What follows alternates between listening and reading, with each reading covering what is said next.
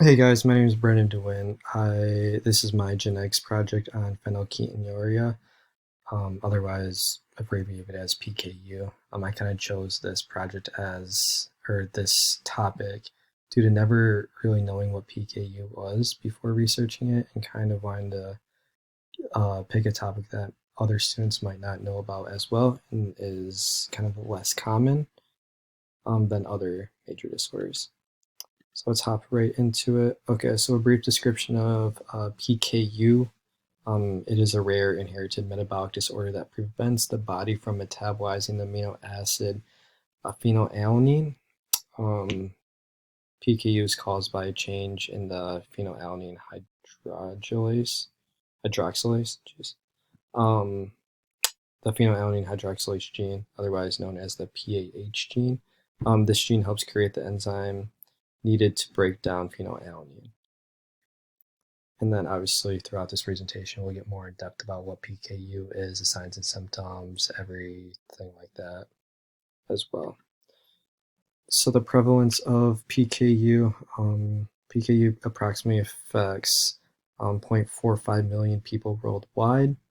One in 29 or 23,930 live births worldwide, a baby is affected by PKU. The highest prevalence is in European and certain Middle Eastern populations. A majority of the patients are female at 58.1%. Obviously, that is not a large majority, but is a majority. Then here in the United States, 1 in 10,000 to 15,000 live births, those babies are diagnosed and born with PKU. And then this is the highest in white in Eastern Asian populations in the United States as well. Okay, phenotypes. PKU is inherited on an autosomal recessive pattern. This means that the child must inherit the altered gene from both the mother and the father to show this disorder. If none of the genes are inherited, then the child will not have the disorder. And then if only one of the genes is inherited, and the other is not, then the child will then be a carrier. And then obviously, if both genes are inherited, then that patient will be um, affected. So we'll go off this chart right here. So obviously, we have an unaffected father and an unaffected mother, but they are both carriers. So they have that recessive gene in the R, and then they have the the uppercase R as well. So when we have two uppercase R's, we are unaffected. When we have one and one, obviously we are an unaffected carrier. And then when we have both lowercase r's, which is that recessive R, then we are affected. Okay, the characteristics of PKU. In untreated infants with PKU, they tend to usually have light eyes, light skin, and light hair color. And this is due to phenylalanine levels interfering with the production of melanin, which obviously is a substance that causes pigmentation. They may also have a musty body odor, and this is caused by the phenylacetic acid in urine and sweat as well. And then kind of because I wanted to say the characteristics of PKU, I kind of want to break down that amino acid and look at the characteristics there as well.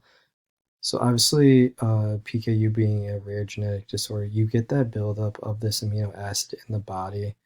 And this amino acid ultimately helps produce melanin. Obviously, like we talked in the last slide, melanin gives you the pigment in your hair color and your hair color, skin, and eyes as well. But it also helps produce dopamine and norepinephrine, which are two very central things for the brain and nervous system function as well. And then this amino acid is actually found in both plant and animal foods, and this will kind of be looked at as a way of treatment too. So we want to limit this amino acid, and we'll talk about that later as well. But here I kind of just have high phenylalanine foods. So these are kind of ones that you want to avoid if you do have PKU. And then low phenylalanine foods, and these are foods that you want to consume quite often if possible, obviously, in moderation. So we also see sugars, which we don't want to consume a ton of, but we just have to be aware of what we're consuming. And then on to symptoms. PKU can obviously cause quite a few symptoms. The first is mental retardation.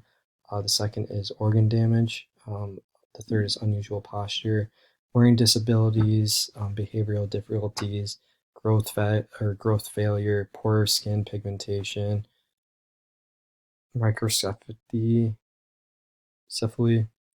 seizures, and all these symptoms, though, which is unique about this disorder, is these symptoms, this disorder, it doesn't shorten lifespan actually, which is in life expectancy. And this can be with or without the treatments that we talk about later on as well. So if you do have PKU, you do have a great outlook. And this obviously does not affect your life expectancy.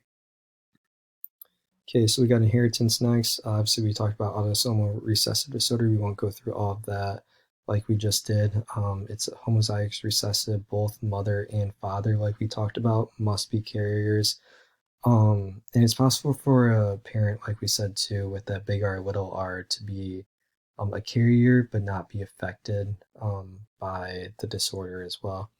And then it also has variable expressivity, which is a phenotype may be stronger or weaker in different people with the same genotype. Then also has incomplete penetrance, which is individuals with a certain genotype may or may not develop a phenotype associated with the genotype. So that is all about the inheritance there. And now we have non-Mendelian behaviors. So PKU is a Mendelian autosomal recessive phenotype, but there are some of those non-Mendelian behaviors that are shown. Obviously, some non-Mendelian behaviors are present. So obviously, we have that first one there, pleiotrophy, which is a medical condition where an alteration in a single gene can affect different and unrelated phenotypes. This can occur in a single gene where those genes are altered by a large number of mutations and convert phenylalanine into another amino acid instead of that tyrosine that it should. This condition can lead to a severe disorder like skin pigmentation, like we talked about, and then all those other symptoms and signs as well. And then we have epistasias, which is basically the environment can affect the phenotype, which can be confusing because the environment doesn't actually cause PKU. Obviously, that is genetic, but the environment can cause it to express in the phenotype and create those symptoms that we just talked about. Based on the environment, the PKU gene simply causes a person to be unable to properly process that phenylalanine. And if that person, obviously, we can go into what we already talked about too, but they want to eat foods that are low in that phenylalanine, and if a person eats foods that are high in phenylalanine, they can begin to express symptoms of that genetic mutation as well. Okay, genes involved in the disorder. Obviously, we talked about that phenylalanine hydroxylase, that PAH gene that is responsible, and that gene is actually on the chromosome 12 right there. Okay, normal function of genes. The PAH gene provides instructions for the production of an enzyme called phenylalanine hydroxylase, like we just talked about in that last slide, which processes phenylalanine, or which helps process phenylalanine, which is a amino acid that is a building block for proteins. The PAH gene also encodes a member, a bioperitarian dependent aromatic amino acid hydroxylase protein family. The phenylalanine hydroxylase enzyme converts that phenylalanine into tyrosine, which is, again, another amino acid. And this reaction is a rate limiting step in phenylalanine catabolism, actually. And then we have the gene having three domains: that regulatory gene, that catalytic gene, and that tetramerization gene. The catalytic domain is the one that is especially important for enzymatic function of the PAH gene. It contains a binding site for the cofactors, ligands, and substrates. Sorry, I'm trying to rush through this because I only got 15 minutes here. Okay, so the failure of the genes, ultimately, the failure of the PAH gene causes PKU. And then when the gene is damaged, enzyme is inactive or less efficient, causing the buildup of phenylketonuria as well. Or phenylalanine is built up, causing phenylketonuria. Ultimately, phenylketonuria leads to many signs and symptoms that we talked about, but that big one is it can have a toxic effect on the brain. Okay, then we got mutations of that PAH gene. The first is missense mutations. The misfolding of the PAH gene can occur, and this can increase protein turnover, loss of enzymatic function, amino acid substitutions, reduce or no enzyme function. Then we have nonsense mutations, which only have 10% of those with PKU have that type of mutation right there, and it results in an inactive or unstable truncated protein. Then we have the deletion of the single base in codon 55. The mutation alters the reading frame so that a stop signal is generated in codon 60 of the PH gene. And then splicing mutations are genetically mutations, obviously, that change, insert, or delete nucleotides as a specific splicing site. And those splicing defects are caused by approximately 13% of the mutations that affect the 3' to 5' splicing sites.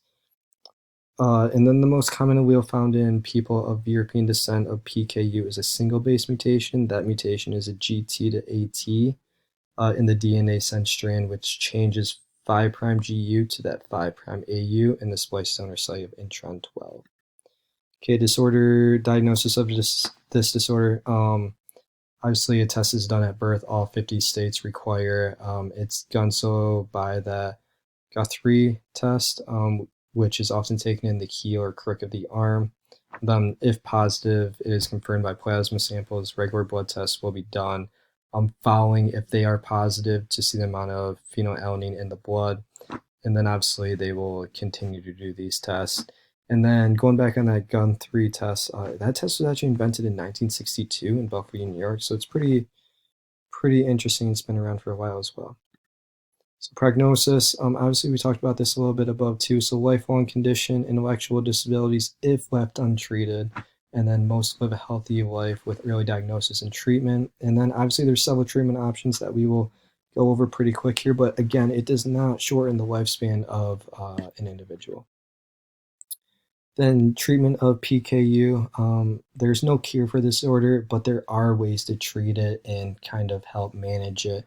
The first line of treatment is obviously your diet, as we talked about earlier. So we got a little chart here to show kind of what to consume, what not to consume. And obviously, you don't want to consume foods high in phenylalanine, which is your meats and stuff like that.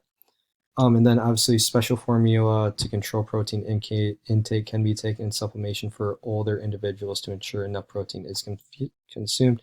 And then we have two drug options right here. If I try to pronounce them, I will butcher them completely.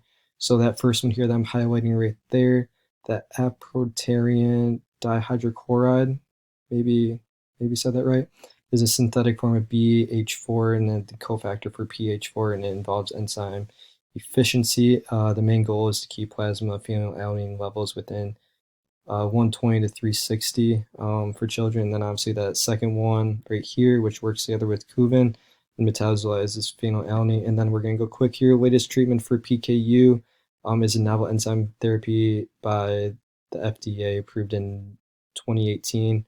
So this drug right here is effective in decreasing blood alanine levels and associated with manageable side effect profiles. They were able to achieve blood phenylalanine less than the guideline recommended, and it can be an improvement in attention symptoms in patients treated with this as compared to a placebo as well. And then here's the citations, and I marked them all on the side there for you as well.